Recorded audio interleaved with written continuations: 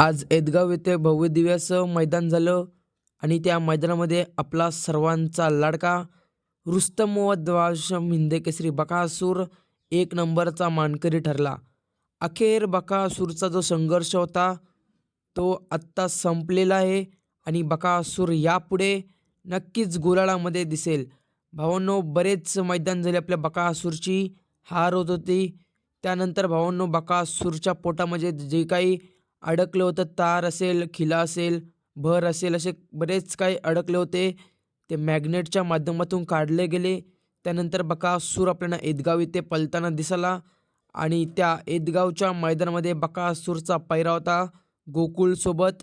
नक्कीच घरचा साज आपल्याला आज पळताना मिळाला आणि नक्कीच आज बकासूरने एक नंबर केला आणि या एक नंबर करण्यामागचा एक मोठा कारण आहे.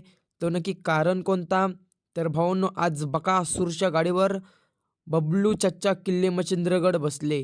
भावांनो, बऱ्याच दिवसानंतर बबलू ड्रायव्हर आपल्या बकासूरच्या गाडीवरती बसले आणि आज एक नंबरचा मानकरी ठरला. तुमचा आमचा सर्वांचा लाडका रुस्तम व द्वादशम हिंदकेसरी बकासूर. नक्कीच बकासूरला शुभेच्छा देऊया.